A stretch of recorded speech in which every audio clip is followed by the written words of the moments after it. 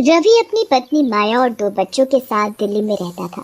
बच्चों की गर्मियों की छुट्टियां थी, इसलिए वे दोनों एक दिन मम्मी से नानी के गांव घूमने जाने की जिद करने लगे। मम्मी प्लीज हमें नानी के गांव घुमाने ले चलो ना। हाँ मम्मी, हमें इन गर्मियों की छुट्टियों में नानी से मिलने उनके गांव जाना है। ठीक है बेटा, हम सभी आपकी नानी से मिलने चलेंगे। वैसे भी काफी टाइम हो गया है माँ से मिले हुए। मैं रात को ही आपके पापा से बात करती हूँ। रवि रात को ऑफिस से घर आता है तो रवि की पत्नी माया रवि से गांव जाने की बात करती है। तभी रवि खुश होकर माया से बोलता है, अरे वाह, ये तो बहुत अच्छी बात है। मुझे भी ऑफिस से 1 हफ्ते की छुट्टी मिली है। जी, ये तो बहुत ही अच्छी बात सुनाई आपने। ठीक है, तो कल शाम को ही गांव के लिए निकल लेते हैं। और हाँ, सभी की पैकिंग अच्छे से कर लेना। मम्मी मेरी डॉल रखना मत भूलना। हाँ बाबा, मैं सब ठीक से रख दूंगी। अगले दिन शाम होते ही वे सभी अपनी गाड़ी से गांव के लिए निकल जाते हैं और सुबह सभी गांव पहुंच जाते हैं। टीना और रिंकू अपनी नानी को देखकर बहुत खुश होते हैं। बहुत छोटे थे तुम दोनों जब यहाँ मुझसे मिलने आए थे और अब देखो कितने बड़े हो गए हो। हाँ माँ, बड़े भी हो गए हैं और बहुत शरारती भी। ऐसा बोलकर सभी अपने कमरे में आराम करने के लिए चले जाते हैं। अरे वाह, कितना सुंदर कमरा है। और खिड़की से बाहर तो देखो, कितने हरे भरे पेड़ हैं। अगले दिन सुबह सभी नाश्ता कर रहे होते हैं कि तभी रिंकू और टीना अपने पापा से बाहर घूमने जाने की जिद करते हैं। तभी नानी बच्चों से बोलती है, बच्चों नदी के पास एक घना बरगद का पेड़ है, उस पर एक झूला लटका हुआ है। वहाँ कोई नहीं जाता, इसलिए तुम दोनों भी झूले से जरा दूर ही रहना। पर क्यों नानी, ऐसा क्या है उस झूले में? तभी नानी तेज आवाज में टीना से बोलती है, एक बार बोल दिया ना नहीं जाना। ओके नानी, हम वहाँ नहीं जाएंगे, पर अब तो हमें बाहर घूमने जाने दो ना। फिर वे दोनों गांव में घूमने के लिए चले जाते हैं। तभी गांव के कुछ लोग रिंकू और टीना को देखकर बोलते हैं, अरे बिटिया, तुम कौन हो? पहले तो कभी नहीं देखा तुम दोनों को। आए? जी अंकल, हम इस गांव के नहीं हैं, हम दिल्ली से आए हैं अपनी नानी से मिलने और अब गांव में घूमने के लिए निकले हैं। ये तो बहुत ही बढ़िया है बेटा, पर एक बात का ध्यान रखना तुम दोनों। पर वो क्या अंकल? के पास बरगद के पेड़ पर जो झूला बंधा है वहाँ मत जाना, ठीक है? जी ठीक है। मगर टीना कहाँ मानने वाली थी। वो रिंकू से झूले को देखने की जिद करने लगती है। टीना रिंकू से बोलती है, अरे भाई प्लीज मुझे झूला देखने दो, मैं सच्ची बोलती हूँ कि मैं उस झूले से दूर ही रहूंगी। प्लीज भाई मान भी जाओ ना। ठीक है, बस दूर से ही देखना। वे दोनों बरगद के पेड़ से लटके उस झूले के पास जाते हैं और झूले को देखने लगते हैं। अचानक से झूला धीरे धीरे हिलने लगता है, जैसे उन्हें अपनी ओर बुला रहा हो। टीना झूले के पास जाती है और उस पर बैठकर झूला झूलने लगती है। तभी रिंकू गुस्से से टीना से बोलता है, टीना, मैंने तुम्हें कहा था ना कि झूले से दूर रहना। अरे भाई देखो ना, झूला झूलने में कितना मजा आ रहा है, एक बार आप भी झूल कर देखो। ओफो, अब चलो यहाँ से। अगर नानी को पता चला तो वो बहुत गुस्सा करेंगी। फिर वे दोनों वहाँ से चले जाते हैं। कुछ देर बाद रात हो जाती है। टीना अपने मम्मी पापा के साथ उनके कमरे में सोने चली जाती है और रिंकू अपनी नानी के साथ सो जाता है। आधी रात हो जाती है। तभी बाहर से आवाज आने लगती है, जैसे कोई टीना को बुला रहा हो। टीना उठकर आवाज के पीछे चल देती है और वो उसी झूले के पास पहुंच जाती है और झूला झूलने लगती है। रात को टीना की माँ पानी पीने के लिए उठती है और देखती है कि टीना वहाँ नहीं है। वे पूरे घर में टीना को ढूंढती हैं, पर टीना कहीं नजर नहीं आती। वे परेशान होकर टीना के पापा को उठाती है और बोलती है, अजी उठिए, देखिए ना टीना ना जाने इतनी रात को कहाँ चली गई है। अरे भाग्यवान, इतनी रात को कहाँ जाएगी? देखो जरा, अपनी नानी के साथ सो रही होगी। अजी मैंने माँ के कमरे में भी देख लिया और तो और पूरे घर में भी देख लिया, कहीं नहीं मिल रही टीना, ना जाने कहाँ चली गई मेरी बच्ची। हे भगवान, इतनी रात को कहाँ जा सकती है? चलो बाहर जाकर देखते हैं। शोर सुनकर नानी भी उठ जाती है और बोलती है, अरे आधी रात को इतना शोर क्यों मचा रखा है? क्या हुआ, अब कोई कुछ बोलेगा?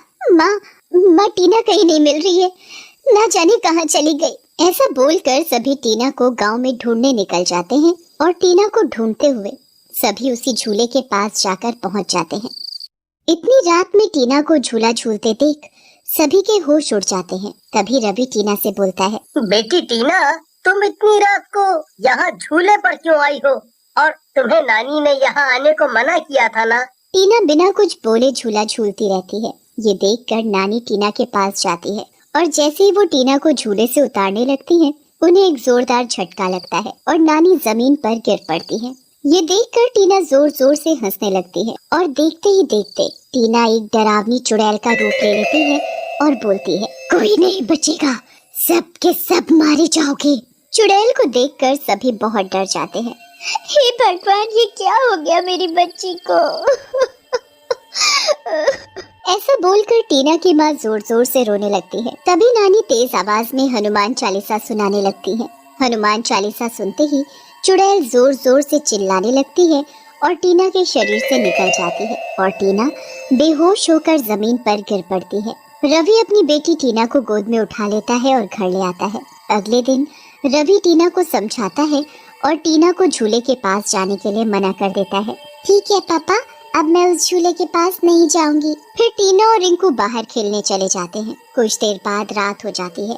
सभी अपने कमरे में सोने चले जाते हैं। आधी रात हो जाती है। सभी गहरी नींद में सोए होते हैं। तभी अचानक टीना की माँ उठ जाती है और देखती है कि टीना फिर से गायब है। वो तभी रवि को उठाती है। वो दोनों फिर नानी के कमरे में जाते हैं और नानी से बोलते हैं, ये सब क्या हो रहा है? अरे क्या हुआ दामाद जी, इतने परेशान क्यों हो? मेरी बच्ची आज फिर अपने कमरे में नहीं है। हे भगवान, कहीं टीना फिर से उसी श्रापित झूले के पास तो नहीं चली गई? तभी नानी रवि और अपनी बेटी को सरपंच जी के पास ले जाती है और सरपंच जी को सारी बात बताती है। सरपंच जी गांव के कुछ लोगों को इकट्ठा करके उसी झूले के पास ले जाते हैं और देखते हैं कि टीना उसी झूले पर बैठी झूला झूल रही होती है। रवि डरते हुए टीना के पास जाता है और टीना से बोलता है, बेटी बहुत रात हो गई है, चलो अब घर चले। टीना डरावनी आवाज में बोलती है, मैं कहीं नहीं जाने वाली, अब तो यही मेरा घर है। ऐसा बोलकर टीना चुड़ैल का रूप ले लेती है और बोलती है, सब मरेंगे और ये लड़की भी नहीं बचेगी। जो भी कोई इस झूले पर बैठेगा वो मारा जाएगा। तभी सरपंच जी चुड़ैल से बोलते हैं, अरे चुड़ैल जी, इस बच्ची को तो छोड़ दो। इसने तुम्हारा क्या बिगाड़ा है जो इसे तुम मारना चाहती हो? तभी चुड़ैल गुस्से से बोलती है, अरे तो मैंने भी किसी का क्या बिगाड़ा था जो मुझे मार डाला? ये चुड़ैल ऐसे नहीं मानेगी। ऐसा बोलकर नानी अपने गले से बजरंग बली का लॉकेट उतारती है और चुड़ैल के पास ले जाती है। चुड़ैल बजरंग बली का लॉकेट देखते ही टीना के शरीर से निकल जाती है और गायब हो जाती है। सभी टीना को लेकर घर आ जाते हैं। फिर टीना की माँ सरपंच जी से बोलती है, सरपंच जी अब आप ही कुछ कीजिए, मेरी बेटी को उस चुड़ैल से बचाइए, नहीं तो ना जाने वो चुड़ैल मेरी बेटी का क्या करेगी। सरपंच जी सभी को लेकर मंदिर के पुजारी जी के पास जाते हैं और उन्हें सारी बात बताते हैं। अरे वो झूला तो श्रापित है। मरने से पहले उस चुड़ैल ने श्राप दिया था कि जो कोई उस झूले पर झूलेगा वो उसे छोड़ेगी नहीं। इसीलिए तो कोई उस झूले पर झूलना तो क्या, उसके पास भटकता तक नहीं है। और उस चुड़ैल ने ऐसा श्राप क्यों दिया? कुछ साल पहले की बात है। एक लड़का और लड़की उसी बरगद के पेड़ के पास मिलने आया करते थे। वो लड़की घंटों उस झूले पर झूलती और दोनों खूब बातें किया करते थे। एक दिन वो लड़का शहर चला गया और उसने वहाँ शादी कर ली। लड़की ये बर्दाश्त नहीं कर पाई और उसने इस पेड़ पर लटक कर आत्महत्या कर ली। ओह, ये तो बहुत गलत हुआ उसके साथ। लेकिन पुजारी जी, कोई तो रास्ता होगा जिससे वो चुड़ैल मेरी बेटी और इस गांव को हमेशा के लिए छोड़कर चली जाए। हाँ हाँ, क्यों नहीं। सभी पुजारी जी के साथ झूले के पास पहुंच जाते हैं। पुजारी जी झूले के आसपास गंगा जल छिड़क देते हैं। तभी चुड़ैल चिल्लाती हुई वहां आ जाती है, अरे मर गई रे, कोई तो मुझे इस चुड़ैल से बचाओ। तभी पुजारी जी रवि को झूले में आग लगाने के लिए बोलते हैं। जैसे ही रवि झूले में आग लगाता है, झूला भड़ भड़ करके जलने लगता है और चुड़ैल खुद भी जलने लगती है। झूले के जलते ही वो चुड़ैल भी जलकर राख बन जाती है और सभी को हमेशा के लिए उस चुड़ैल से छुटकारा मिल जाता है।